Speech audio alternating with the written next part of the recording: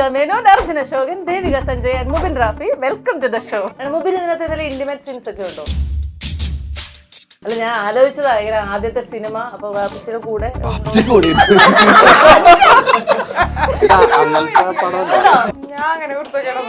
അയ്യോടാ കണ്ടാലേ അറിയാം. ഉദ്ഘാടനത്തിന് വിളിച്ചപ്പോ പേയ്മെന്റ് കൂടുതലാണെന്ന് പറഞ്ഞ് ഒഴിവാക്കിയതപ്പോൾ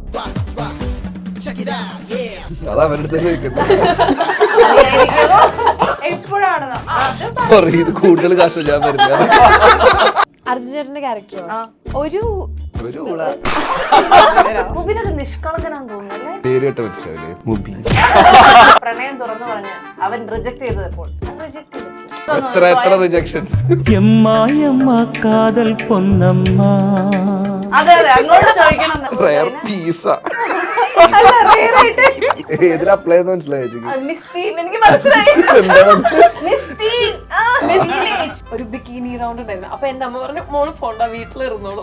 ദൈവവിശ്വാസിയല്ലോ അല്ലേ? കയ്യില് മറ്റേ ആമയുടെ മോതിരം ഒക്കെ ഇട്ടേക്കുന്നത് അവതാരം. എന്റെ ദൈവം, ഞാനല്ല. ഇത്ര ഇന്റർവ്യൂന്റെ ഇടയിൽ ഞാൻ ഇത്രയും ഫ്രീ ആയിട്ട് സംസാരിക്കണം ആദ്യം. കാരണം ഞാൻ കിടന്ന് മെഴുകണത് ചേച്ചി കണ്ടിട്ടുണ്ട്, ചേച്ചി കിടന്ന് മെഴുകണത് ഞാൻ ഗെയിമുണ്ട്. സമാധാനം. മികച്ച വിദ്യാഭ്യാസം നിങ്ങളുടെ വിരൽത്തുമ്പിൽ. Teaching card. Malavika Menon, Arjuna Ashokan, Devika Sanjay and Mubin Rafi. Welcome to the show. Thank you. ഇതില് അർജുന അശോകനെ വേദനിപ്പിക്കുന്ന ഒരു സത്യം പറഞ്ഞുകൊണ്ട് ഞാൻ തുടങ്ങട്ടെ.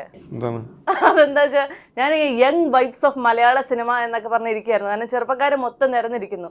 അതിനകത്ത് അർജുൻ മാത്രം കല്യാണം കഴിച്ച് കൊച്ചൊക്കെ ആയിട്ടുള്ളൂ. ഭയങ്കര നരയ്ക്കുകയും ചെയ്താ. അതിനകത്തൊരു വിഷമുണ്ടോ ഈ യങ് വൈബ്സ് എല്ലാവരും? ചേച്ചി എന്താ പ്രശ്നം അറിയോ? ചേച്ചി കളർ ചെയ്യണല്ലോ, ഞാൻ കളർ ചെയ്തിട്ടില്ല. നമുക്ക് നായകനിൽ നിന്ന് തുടങ്ങാം. മുബിൻ പൊതുവെ ഇവരെല്ലാവരും ഇങ്ങനെ ഭയങ്കരമായിട്ട് സംസാരിക്കുമ്പോൾ മുബിൻ ഭയങ്കര ഒതുങ്ങി മാറിയിരിക്കുന്ന പോലത്തെ ഒരു ഫീൽ അങ്ങനെ ഉണ്ടോ? അങ്ങനെ ഇല്ലല്ലേ? ഇവരുടെ കൂടെ പിടിച്ചു നൽകാൻ സാധിക്കുന്നുണ്ടോ? പിന്നെ ദേവിക, ഞാൻ പൊതുവെ കേട്ടു ദേവിക മാത്രമാണ് ഇതിനകത്ത് ICSE കുട്ടി, ബാക്കി എല്ലാവരും സ്റ്റേറ്റ് സിലബസ് പഠിച്ചവരാണെന്ന്. അങ്ങനെയാണോ? പഠിച്ചേക്കണ ഇവിടെ മാത്രമേ ഉള്ളൂ. അർജുനോട് ചോദിക്കേണ്ടത്.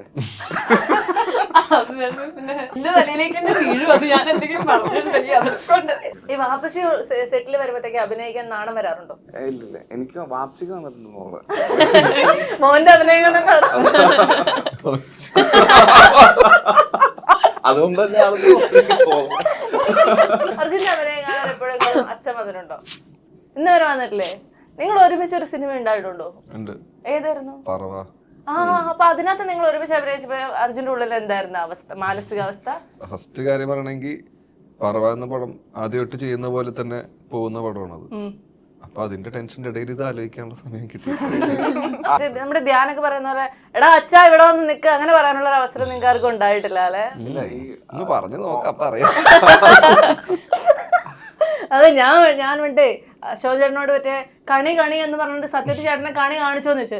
എന്തേ കാണണോന്ന് ചോദിച്ചോന്ന് ഇറങ്ങി. അപ്പോഴത്തേക്ക് എല്ലാവരും അവൾക്ക് വേണ്ടത് കിട്ടേണ്ടത് കിട്ടിയപ്പോ സമാധാനം. വാപ്സിയായിട്ട് കോമ്പിനേഷൻ സീൻസ് ഉണ്ട്, ഞാനും വാപ്സിയും അർജുനൊക്കെ ഉള്ളത്. അപ്പൊ ആ സീക്വൻസസ് ഒക്കെ അഭിനയിക്കുമ്പോ നമ്മള് ഇപ്പൊ വാപ്സിയാണ് എന്ന് മനസ്സിൽ വിചാരിച്ച പിന്നെ പോലെ ഉസ്താദ് എന്നാണ് വാപ്സിന്റെ, പിന്നെ ഉസ്താദ് എന്ന് വിളിക്കണം. എനിക്കുള്ള ടെൻഷൻ എന്ന് പറഞ്ഞാൽ ഉസ്താദ് എന്ന് മാറി വാപ്സി എന്ന് വിളിക്കുന്ന ഡൗട്ട് ഉണ്ടായിരുന്നു. അപ്പൊ അത് വരാണ്ട് ആ ഉസ്താദ് എന്ന് പറഞ്ഞ ഒരു പരിപാടി കീപ്പ് ചെയ്തിട്ട് തന്നെ മാക്സിമം ചെയ്യാൻ നോക്കിയിട്ടുണ്ട്. ഇന്റിമേറ്റ് സീൻസ് ഒക്കെ ഉണ്ടോ? ഇന്റിമേറ്റ് അല്ല അങ്ങനെ എന്തെങ്കിലും അങ്ങനൊന്നും ഉണ്ടായിട്ടില്ല അല്ലേ? അല്ല, ഞാൻ ആലോചിച്ചതാ ഇങ്ങനെ ആദ്യത്തെ സിനിമ, അപ്പൊ വാപ്പിച്ചിയുടെ കൂടെ അങ്ങനെ അങ്ങനെ എന്തെങ്കിലും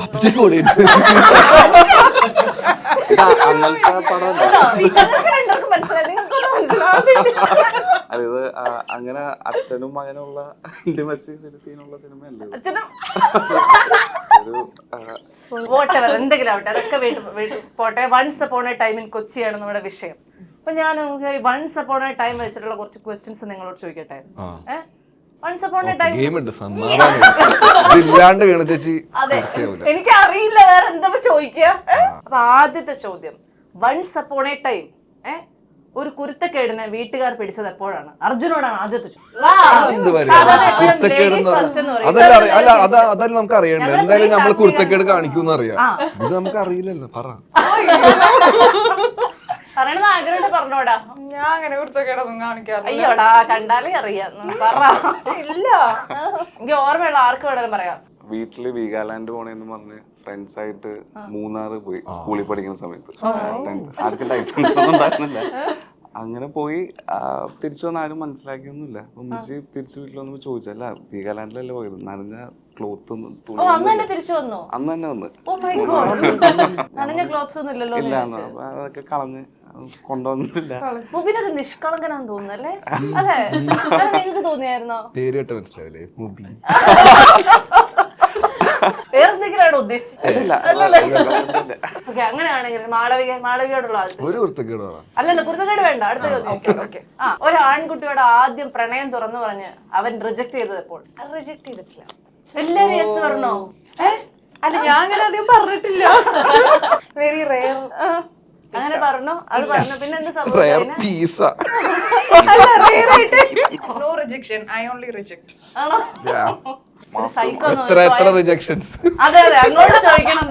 ഈ കഥ കേട്ട് കേട്ട് ഞങ്ങൾ മടുത്തു. അതുകൊണ്ട് അങ്ങോട്ട് ചോദിക്കാം. ഈ പ്രേമവും കഥയും ബഹളവും ഒന്നും കേട്ടിട്ട് ഒന്നുമില്ല. ഒന്നും തോന്നില്ല. അർജുനോട് ചോദിക്കും. ഞങ്ങള് ചേട്ടനും ചേച്ചിയാ. അങ്ങനെയാ. ഈ വീണയുടെ ഇന്റർവ്യൂവിൽ ഇരുന്ന് പണ്ടാരും അടങ്ങി എന്ന് വൺസ് അപ്പോൺ എ ടൈം തോന്നിയതപ്പോൾ? ഇപ്പോഴല്ല, കഴിഞ്ഞ് ആ ഫീലിംഗ് ഒക്കെ കഴിഞ്ഞ്. അന്ന് എനിക്കല്ല ഫീൽ ചെയ്തേ. അന്ന് നമ്മള് മറ്റേ അമ്മാവന്റെ കഥയൊക്കെ പറഞ്ഞപ്പോഴാ? അമ്മാവനല്ല, ഇവിടെ മെർമെയ്ഡില് ഷൂട്ട് നടത്തി. പണ്ടാരടങ്ങിയല്ല, ഞാൻ പറഞ്ഞ വീട് വെച്ചിട്ട് ഒന്ന് സൂക്ഷിച്ച് അവിടെ ഇരിക്കുന്ന ആരാണെന്ന് നിങ്ങൾ ശ്രദ്ധിക്കണം. ആ ഗസ്റ്റ് നമുക്ക് വെളുപ്പില്ല. ഞാൻ ആ ചോദ്യമേ മാറ്റി വരും. ദേവികയ്ക്ക് സ്വയം വൺസ് അപ്പോൺ എ ടൈം ഞാനൊരു സംഭവമാണല്ലോ എന്ന് തോന്നിയതെപ്പോൾ? അങ്ങനെയൊന്നും തോന്നിയിട്ടില്ല. അയ്യോ, അങ്ങനെ പറയല്ലേടാ. നമുക്ക് സ്വയം നമ്മളെ കുറിച്ചൊരു ബോധ്യമൊക്കെ വേണം, അഭിമാനമൊക്കെ വേണം. എനിക്കൊരു 13 വയസ്സായിട്ടേ ഉള്ളൂ. അപ്പോ അഭിനയിക്കാനൊക്കെ ഭയങ്കര ആഗ്രഹമുണ്ട്, എന്തെങ്കിലും ചെയ്യാനൊക്കെ ആഗ്രഹമുണ്ട്. സ്കൂളിലൊക്കെ പ്ലേസ് ഒക്കെ ചെയ്യുന്നുണ്ട്. അപ്പോഴാണ് മിസ് ടീൻ ഇന്ത്യ അനൗൺസ് ചെയ്ത് കോൾ വന്ന.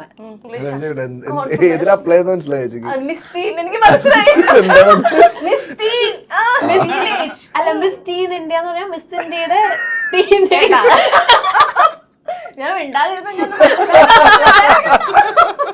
അപ്പൊ എന്നിട്ട് അപ്ലൈ ചെയ്തിട്ട് എനിക്ക് സെലക്ഷൻ കിട്ടി മിസ് ടീൻ ഇന്ത്യ. എന്നിട്ട് അവർക്കൊരു ബിക്കിനി റൗണ്ട് ഉണ്ടായിരുന്നു. അപ്പൊ എന്റെ അമ്മ പറഞ്ഞു മോള് പോണ്ട, വീട്ടിലിരുന്നോളൂ. അപ്പൊ ഞാൻ പോയില്ല. ആദ്യമായിട്ടാണ് ഒരു സാധനം അങ്ങനെ കൺഫേം ആയി എന്നൊക്കെ പറഞ്ഞ് വന്നിട്ടുണ്ടായത്. ഓക്കെ, മുബിനോട് വൺസ് അപ്പോൺ എ ടൈം വീട്ടിൽ അഭിനയിക്കാൻ പോവാണെന്ന് പറഞ്ഞപ്പോ ഉണ്ടായ റിയാക്ഷൻ എന്താണ്? ആദ്യമായിട്ട് പറഞ്ഞപ്പോ വാപ്സിന്റെ അടുത്ത് ഞാൻ ആദ്യമായിട്ട് പറഞ്ഞ. അപ്പൊ വാപ്സി വന്ന് ഇപ്പൊ മോനെ ഒന്ന് ആലോചിച്ചിട്ട് മതി, ചാടിക്കേറി ഒന്നും ചെയ്യണ്ട, അങ്ങനെ ഒന്ന് അസിസ്റ്റന്റ് ഡയറക്ടറായിട്ട് എന്താണ് സിനിമ എന്ന് മനസ്സിലാക്കുക, എന്നിട്ട് താല്പര്യം ഉണ്ടെങ്കിൽ അത് പോസ്റ്റ് ചെയ്ത് വന്നു. അങ്ങനെയാണ് അവസാനം വൺസ് അപ്പോൺ എ ടൈമിലേക്ക് കൊച്ചിയിലേക്ക് നമ്മൾ എത്തിയത്. അതെ അതെ അതെ. നമ്മളിപ്പോ മാളവികയെ കുറിച്ച് ആലോചിച്ചാൽ അതിന്റെ ഒപ്പം പാരലൽ ആയിട്ട് വരുന്ന മറ്റൊരു കാര്യമാണ് ഉദ്ഘാടനങ്ങൾ എന്ന് പറയുന്നത്. അപ്പൊ വൺസ് അപ്പോൺ എ ടൈം ഉദ്ഘാടനത്തിന് വിളിച്ചപ്പോ പേയ്മെന്റ് കൂടുതലാണെന്ന് പറഞ്ഞ് ഒഴിവാക്കിയതപ്പോൾ?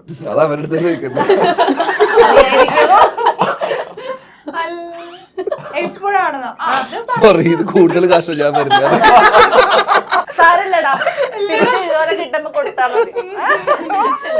അല്ല, പറഞ്ഞിട്ടുണ്ട്. പക്ഷെ ഞാൻ അവരുടെ അടുത്ത് പറഞ്ഞു അത് ഒരിക്കലും ഒരു ഹൈ പേയ്മെന്റ് അല്ല, അത് അവര് വെറുതെ പറഞ്ഞത്. അപ്പുറത്തുള്ള ആൾക്ക് മാക്സിമം കുറവിന് വേണമല്ലോ ആർക്കായാലും.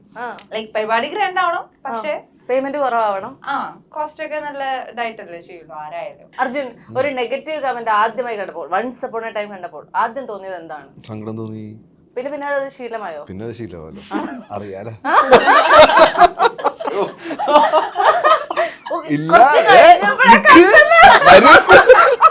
ഇല്ല, അത് നമുക്ക് എല്ലാവരും ഹാപ്പി ആക്കാൻ പറ്റുമെന്നില്ല നമ്മൾ ചെയ്യുന്ന കാര്യങ്ങളും പ്രവർത്തിക്കും. പക്ഷെ നമ്മള് സന്തോഷമായിട്ടിരിക്കുന്നുണ്ട്, നമ്മൾ ഹാപ്പിയാണ്. പക്ഷെ നമ്മളിപ്പോ ഒരു ഇന്റർവ്യൂ തന്നെ ഒരു അരമണിക്കൂർ ഇന്റർവ്യൂ ആണെങ്കിൽ ചിലപ്പോൾ കട്ട് ചെയ്തിടുന്നത് ഒരു 10 സെക്കൻഡ് വാക്കുകളായിരിക്കും.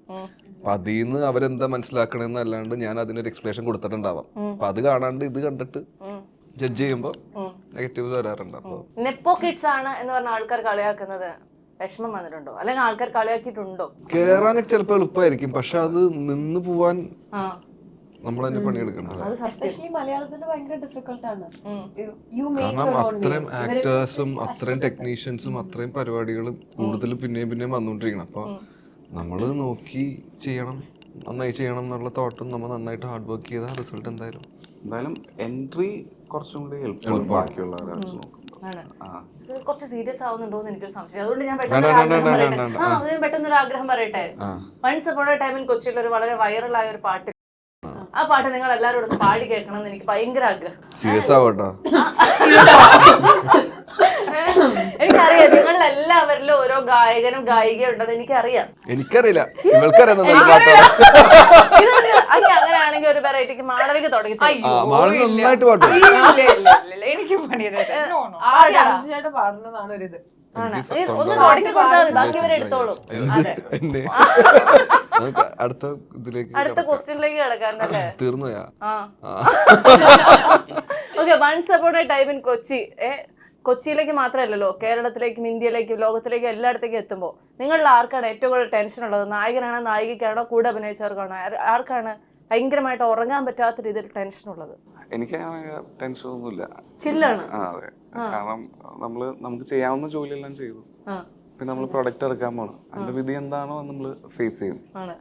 ഈ പല പല സിനിമകളൊക്കെ അഭിനയിച്ചോണ്ടിരിക്കുമ്പോ, അതായത് അർജുനെ നമ്മൾ എടുത്തു കഴിഞ്ഞാല് പല പല പ്രായമൊക്കെ ആയിട്ടാണല്ലോ അഭിനയിച്ചോണ്ടിരിക്കുന്നത്. ഇതിനകത്തേക്ക് വന്നപ്പോ ഒരു യങ് വൈബായിരുന്നോ അതോ മിഡിൽ ഏജ് ആണോ? മിഡിൽ ഏജ് ആണോ? മിഡിൽ ഏജ് അല്ല, മിഡിൽ ഏജ് എന്ന് പറഞ്ഞാൽ 45 ആണ്. അല്ല, ഞാൻ അതാ കീപ്പ് ചെയ്താ മനസ്സിലായി. എന്തായിരുന്നടാ നീ എന്താ വിചാരിച്ചിരുന്നേ? അർജുൻ ചേട്ടന്റെ ക്യാരക്ടറോ? ഒരു ഞങ്ങളെല്ലാം സത്യസന്ധമായ കാര്യങ്ങൾ. ഏജ് വൈസ് എനിക്ക് തോന്നുന്നു ഒരു മേ ബി ജസ്റ്റ് ലൈക്ക് 32 ഇതിൽ ഏറ്റവും ചെറിയ ആള് ദേവികയല്ലേ? അല്ലെ, ദേവികക്ക് ഇവരെല്ലാവരോട് പറഞ്ഞു തന്ന ഒരു കാര്യം എന്താണ്? എല്ലാരും കൂടെ ഒന്നും പറഞ്ഞു തന്നിട്ടില്ല. ഇൻഡിവിജ്വലി എനിക്ക് വേണ്ട, പോട്ടെ. അർജുൻ ചേട്ടനും മുബിൻ ചേട്ടനും പറഞ്ഞാൽ എന്തെങ്കിലും കാര്യങ്ങളുണ്ടോ? ഇല്ല, മുബിൻ ചേട്ടൻ ചിക്കൻ കഴിക്കാൻ പറഞ്ഞിട്ടുണ്ട്, ബീഫ് കഴിക്കണം എന്ന് പറഞ്ഞിട്ടുണ്ട്, പക്ഷെ കഴിക്കണില്ല. അതെന്താ അങ്ങനെ? ഞാൻ വെജിറ്റേറിയൻ ആണ്. അപ്പൊ മുബിൻ ചേട്ടൻ എന്റെ അടുത്ത് ആ ബെറ്റിന്റെ ഡേറ്റ് ആവാറായി. ഞാൻ മുബിൻ ചേട്ടൻ ഒരു ബെറ്റ് ഉണ്ട്, ഒരു വർഷം കൊണ്ട് മുബിൻ ചേട്ടൻ എന്നെ നോൺ വെജ് കഴിപ്പിക്കും. അതോ കഴിച്ചിട്ടില്ലെങ്കിൽ എന്തൊക്കെയോ വാങ്ങിത്തരാനൊക്കെ എന്റെ കാലണ്ടറിലുണ്ട്. ഞാൻ ബെറ്റൊക്കെ എഴുതി വെച്ചിട്ടുണ്ട്. പക്ഷെ എന്താ പ്രശ്നം എന്ന് പറയട്ടെ, ഇവര് വെച്ച ബെറ്റ് ഒരു സുഖമില്ലാത്ത ബെറ്റാ. ഇവിടെ അറിഞ്ഞുകൊണ്ട് കഴിക്കണം. പേഴ്സ്വേഡ് ചെയ്ത് നോൺ വെജിറ്റേറിയൻ ആക്കണം, ആ ഒരു പോയിന്റ് ആയിരുന്നു. അത് ഫെയിൽ ചെയ്തു. ഇവരില്ല, അവൻ. രസകരമായ ബെറ്റുകൾ എന്തെങ്കിലും മാളവിക വയ്ക്കാറുണ്ടോ ആരെങ്കിലുമായിട്ട്? ബെറ്റ് ധരിച്ചില്ല, പക്ഷെ ബാക്കിയെല്ലാം ഉണ്ടായിരുന്നു. അതെന്തൊക്കെ?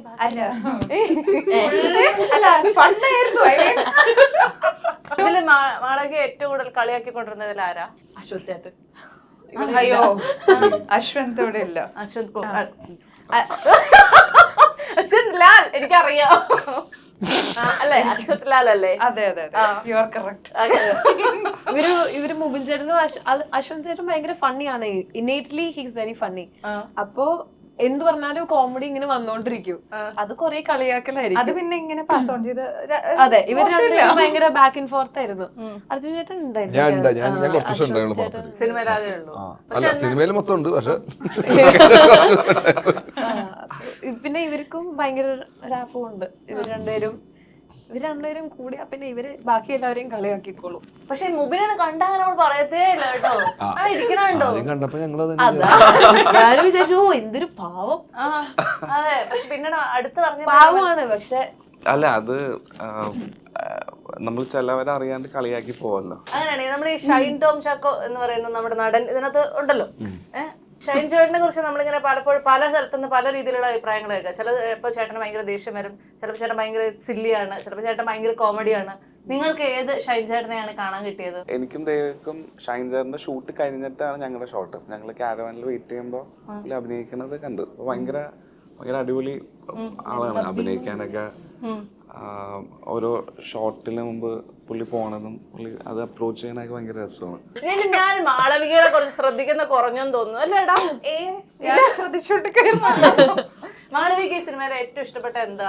എല്ലാം നല്ല രസമായിരുന്നു. അങ്ങനെ ജനറലൈസ് ചെയ്യാൻ പാടില്ല. അങ്ങനെ ചേച്ചി ഫസ്റ്റ് ചോദിച്ച ചോദ്യമില്ലേ എന്താ വൺസ് അപ്പോൺ എ ടൈം ചേച്ചി വെറുപ്പിച്ച സമയം ഇതൊക്കെ ഇവന്മാരെടുത്ത് ഹൈലൈറ്റ് കൊടും. ഞാൻ ആളവിക്ക് സംസാരിക്കാൻ പറ്റാതെ ആവുന്നുണ്ടോ ഇവരുടെയൊക്കെ ഇടയിൽ കിടന്നിട്ട്? അല്ല, ഓൾറെഡി എല്ലാരും പറയാറുണ്ട് വായ തുറന്ന മണ്ടത്തരാന്ന്. ഇനിയിപ്പോ കുറച്ചുകൂടെ ഇവിടെ വിളമ്പണോ എന്ന് ആലോചിക്കുക, എന്താ പറയണെന്ന്. നമ്മൾ ഇവിടെ ചെക്ക് ചെയ്യുന്നറിയോ ഏറ്റവും നന്നായിട്ട് മണ്ടത്തരം പറയാൻ പറ്റുന്ന ആർക്കാണെന്നുള്ളതാണ്. അതുകൊണ്ട് ധൈര്യമായിട്ട് വിളമ്പിക്കോടാ. ഇല്ല, എനിക്ക് ഇത്ര ഇന്റർവ്യൂന്റെ ഇടയിൽ ഞാൻ ഇത്രയും ഫ്രീ ആയിട്ട് സംസാരിക്കണം ആദ്യമായിട്ടില്ല. അല്ല, ഞാൻ കളിയാക്കാൻ കളിയാക്കലല്ല ഇത്. അത് ഞങ്ങൾ തമ്മിലുള്ള സ്നേഹബന്ധത്തില്ല എന്തും പറയാനുള്ളത്. ഓൾറെഡി പറഞ്ഞു അത് ഒരു പോയിന്റ് ഓഫ് കംഫർട്ട് കഴിയുമ്പോഴേ കാരണം ഞാൻ കിടന്ന് മെഴുകണത് ചേച്ചി കണ്ടിട്ടുണ്ട്, ചേച്ചി കിടന്ന് മെഴുകണത് ഞാൻ ആളവിക്ക് ഞാൻ ശ്രദ്ധിച്ചൊരു കാര്യം, ഭയങ്കര ദൈവവിശ്വാസം തോന്നണല്ലേ?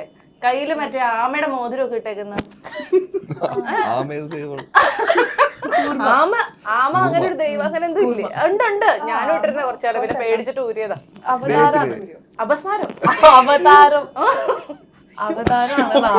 എന്റെ ദൈവം ഞാനല്ല ചില കള്ളന്മാര് ഇരിക്കേണ്ടി അല്ല ദൈവവിശ്വാസിയാണോ? വിശ്വാസമുള്ള കൂട്ടത്തിലാണ്. എന്താണ് വൺസ് അപ്പോൺ എ ടൈമിൽ കൊച്ചി നിന്നിട്ടെ കേരളം മുഴുവൻ ഇത്രയുള്ള ഇത് ഷൂട്ട് നടക്കുന്നത് കൊച്ചിയിലാണ്. ഓ അങ്ങനെ കഥ മൊത്തം നടക്കുന്നത് കൊച്ചിയിലായിട്ട്. അങ്ങനെയാണെങ്കിൽ വൺസ് അപ്പോൺ എ ടൈമിൽ കൊച്ചി തിയേറ്ററുകളിലേക്ക് എത്തുമ്പോൾ പ്രേക്ഷകരോട് എന്താണ് പറയാനുള്ളത്? പടം വരുമ്പോ ആകെ പറയാനുള്ളത് തിയേറ്ററിൽ പോയി കാണുക, കണ്ട് സപ്പോർട്ട് ചെയ്യുക. സിനിമ വൻ വിജയമാകട്ടെ. ഈ മുബിൻ റാഫി മറ്റൊരു ഫഹദ് ഫാസില ഉയർന്നു വരട്ടെ. ഇഷ്ടപ്പെട്ടവന് അപ്പൊ ഏതായാലും all the very best guys and thank you so much for your time.